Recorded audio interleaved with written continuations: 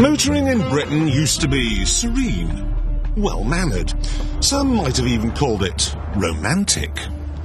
The modern Miss receives her proposal, as likely as not, sitting in the front seat of her young man's car, or possibly it's his dad's car, which he's sneaked for the occasion. Well, here comes a bucket of cold water, matey. Empty roads and pootling around in search of somewhere to have a picnic is as outdated as sexual stereotyping. While man listens to the engine, woman is looking at the appearance, the upholstery, the colour scheme, and all those refinements which delight her in a car. But don't for 1 minute think that because the Brill cream has gone out of motoring along with the romance, that Britain's love affair with the car is over. It simply evolved with a pace that would leave Darwin breathless into something day-glow. Yes! In the summertime when the weather is high and you can stretch right up and trust the sky when the weather is fine. The latest trend to sweep the nation is the cruise. You and a couple of thousand of your closest friends paint your cars scarlet, add lights from a 747 and head off to a car park somewhere. The daddy's cold doesn't do what you feel. It's speeding down the lane even though the speed limit is 25. And when the sun goes down our lane. Once there, you listen to one another's engines and gramophone records. Hold on, there's a good bit coming in a minute. In a minute. Wait a minute, there's a really good bit coming. I've got all his albums.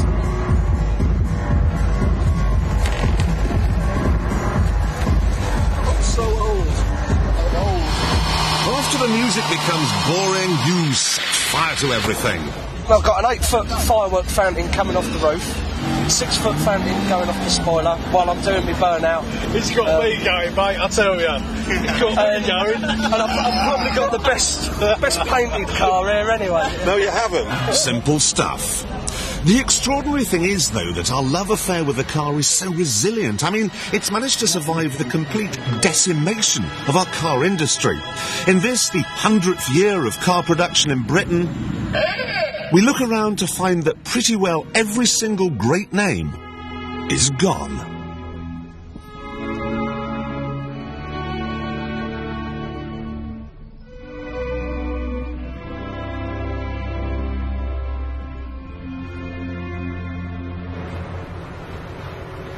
Gilbert, born 1959, died 1973.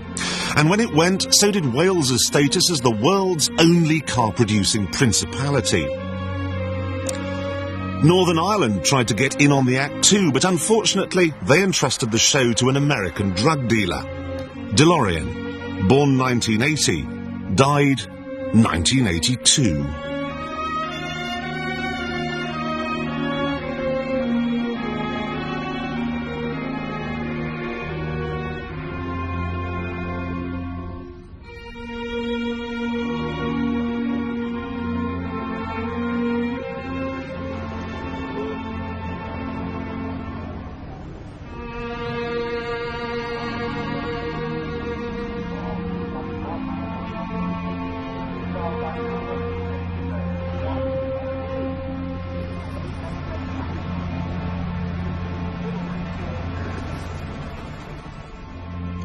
One of the oldest car names in Britain, AC, was revived just before Christmas by a bunch of Americans. Jaguar too is now owned by the Americans, and so is Aston Martin. Rover was snaffled up by the Germans, and in November, Lotus became Malaysian. So what on earth went wrong here? Whilst I accept that the trade unions would have to accept some responsibility, the major responsibility was management, who took all the policy decisions, which the trade unions had got no control over, and they stood or fell by those decisions. Unfortunately, they fell. I think that you can attribute blame equally among them. I mean, the politicians interfered in the running of an industry which they should never have got involved in. The management were incompetent, and the unions were venal and stupid, and the inevitable eventually came about. Well, it was a failure to respect manufacture, a failure to invest in manufacture, a failure to recognise that people who create wealth are those who do the actual work. It's not just what government did, it's not just what the unions did. It's not just that the unions didn't control their shop stewards. It is also because managers had a duty to manage and they weren't doing it. That is a big part of the problem. I think everyone is to blame. Everyone and everything. I mean, British Leyland had the Marina and the Allegro, two awful cars from the same company competing against each other. That's idiotic. The Marina was intended for the fleet market, was what we wanted. The Allegro, which I always thought was a rather nice car, you motoring experts who know everything slammed it because it didn't look very nice. I still think it's quite a nice car today, actually.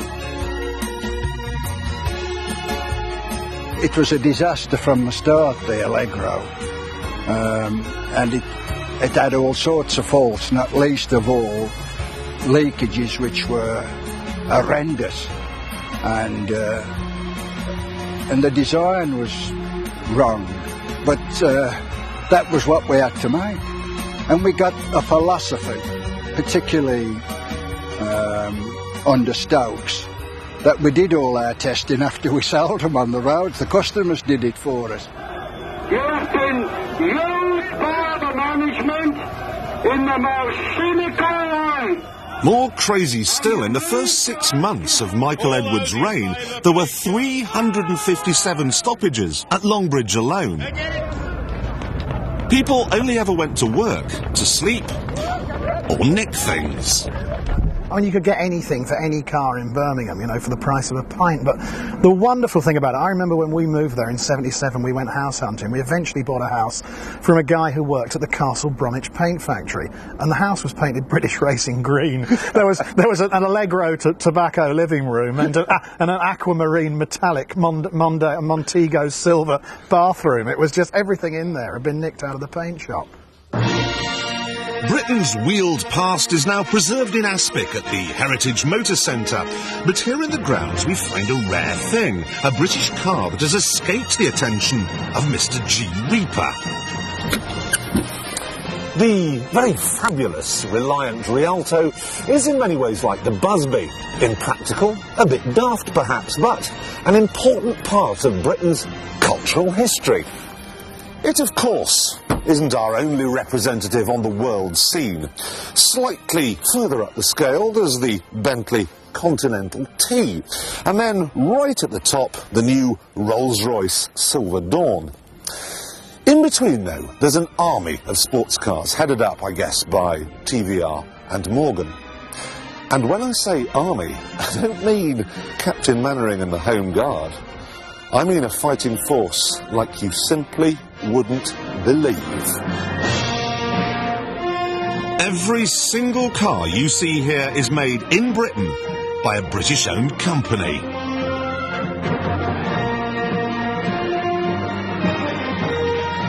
The GTM from Loughborough, available with a Rover K-Series engine so it can do 130 miles an hour.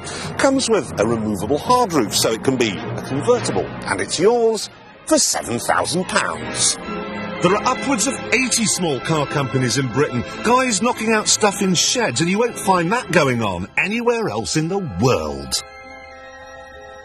The Dakar here from Wilmington in Kent was used by Annika Rice. Should really have been called the Annie car.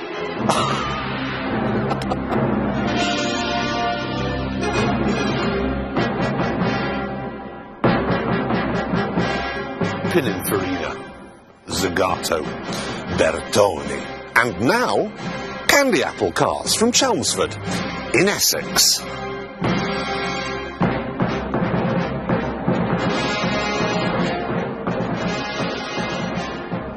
Now you're thinking, oh dear Clarkson, this time you've really blown it.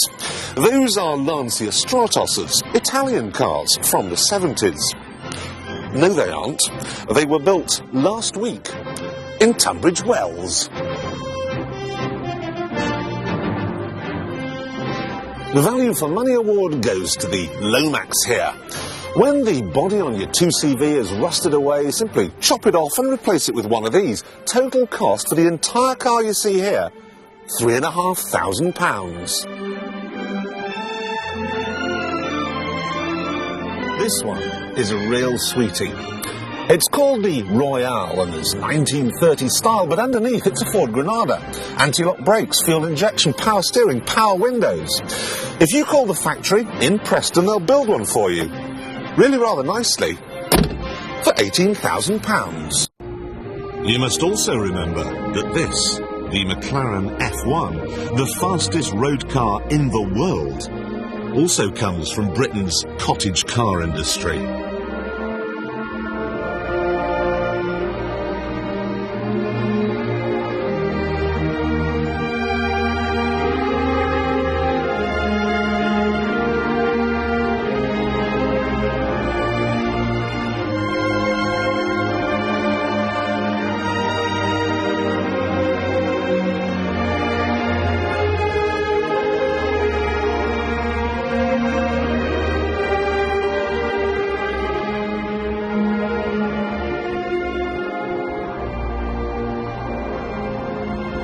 So here we are in the third bedroom of a little house in Camberley where Dave has arranged his collection of spark plugs. Now, Dave, how many have you got? I have about 3,000 different names. 3,000? Is it an expensive thing, or are they fairly cheap to come by? Some are as little as a couple of pounds, but plugs like the coil plugs can be £100, £150. About what I'd pay for this entire car. Meet Hickey, whose matching beard and dodge have had a profound effect on his neat suburban neighbours. Well, I was here first. Most people have moved in after me, so, you know, as I said, lived here all my life, so they've arrived to it, really. It'd probably be quite a nice road if I didn't live here, wouldn't it? Now look, I'm from Gardener's World. No, wait, Motorworld. And we need to talk. His front lawn looks like a wrecker's yard, as does his sitting room. But out back, things get much worse. Oh, well, now that's what I call a garden. And no need for a mower, eh? No grass. Have you lived here a long time? Yeah, all my life. When I became old enough, my parents left home. What, left you to it? Yeah. So you could replace their vegetable plot with... Dodge. Is that what it is? I mean, most of this is Dodge, yeah. With the exception of the 1909 Cadillac in the corner. So you know what every single bit and bob is, then? Yeah. Well, that's amazing. Every single part. So that clutch bit there is That clutch is a brake drum of the right. 1916 Dodge. Right, let's go check out the workshop. So, what have we got here, then? Another Dodge? No, this is a 1911 Sunbeam, which is thought to be the Shelsley Welsh hill climb car. And you're restoring it? Yeah. It's probably about the most important thing in my life at the moment. Do you think this is a particularly British thing, this fiddling around like you do? Well, I suppose it's what everybody else calls British eccentricity, but I think it's British normality.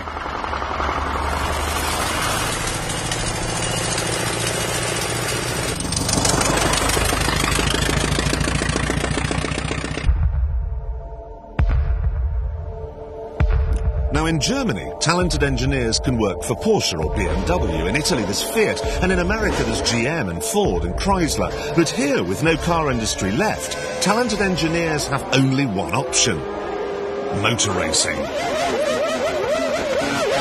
Unsurprisingly, it's a sport we totally dominate.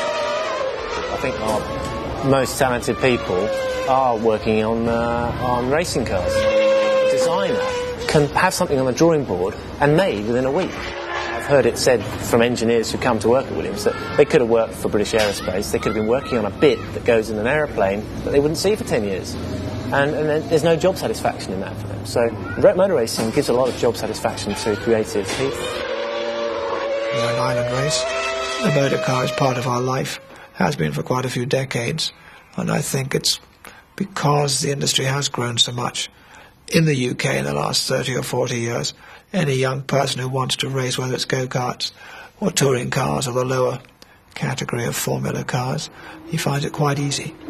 Nothing on the planet is quite so Italian as a blood-red Ferrari racing car. Well, in fact, the current F1 cars were actually designed in Guildford by this man, John Barnard. I wonder what the Italian fan would think if he knew. I suppose he would think it was a necessary evil. I mean, first of all, I don't suppose they'd ever know that it was the part that we play in it.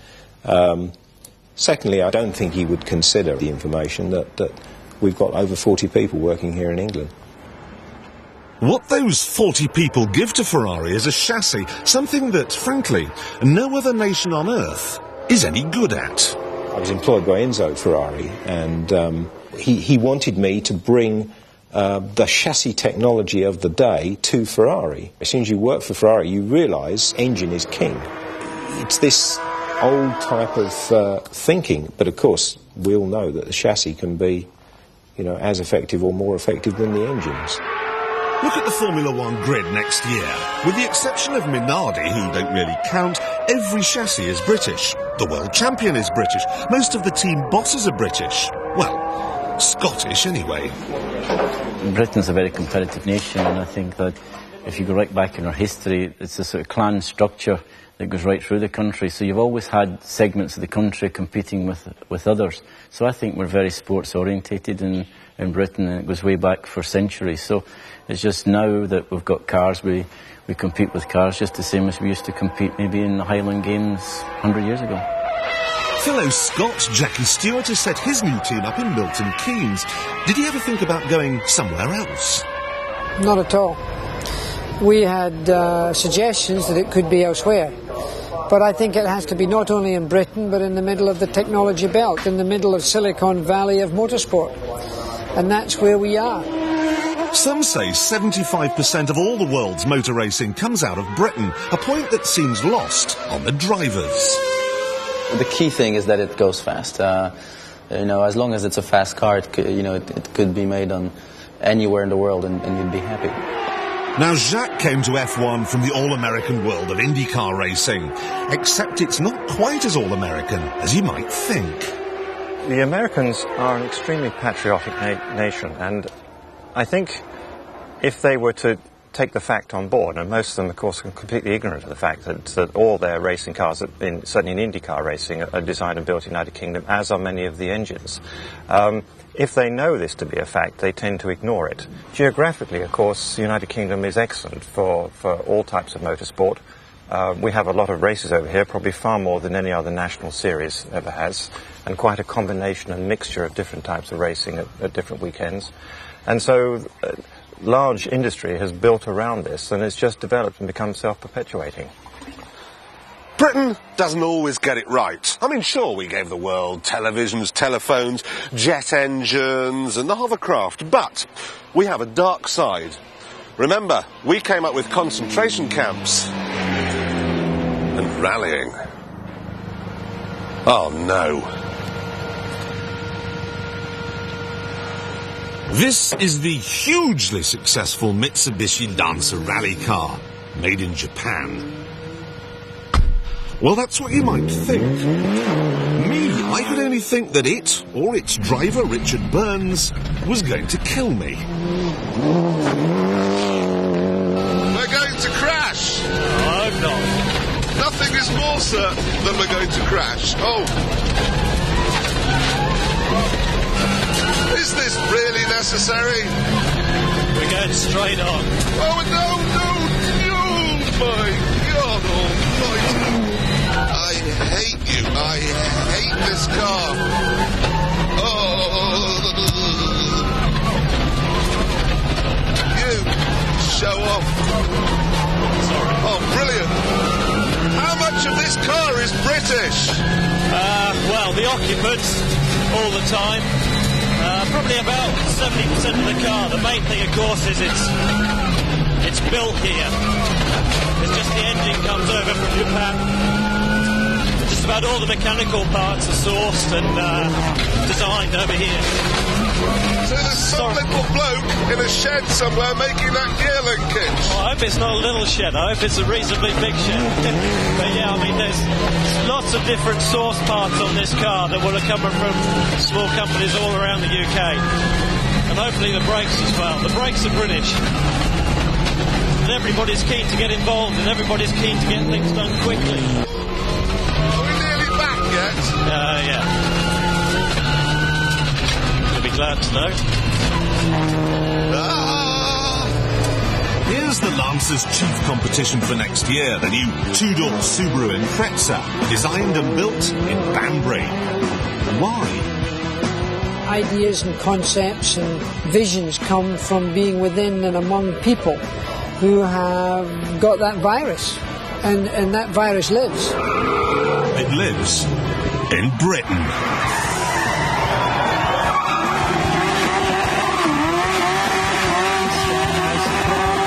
The youth of today likes nothing more than coming out of an evening with its wheels, giving it large respect, kicking. Am I crazy? Everyone says I am. Because, I mean, at Stafford I was taking the car up to 80 miles an hour on the spot.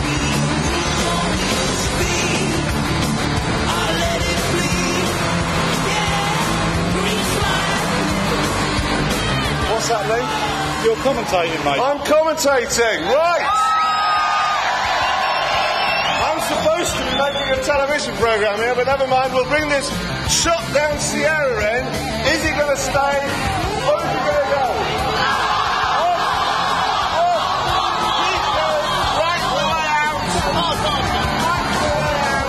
What happens here is they bring the car in and the crowd decides whether it stays or goes.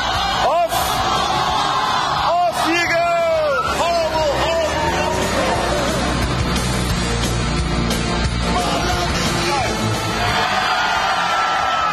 Who wants you to stay? Your mother wants you to stay. Out, so off you go. Britain was first introduced to the car more than a century ago.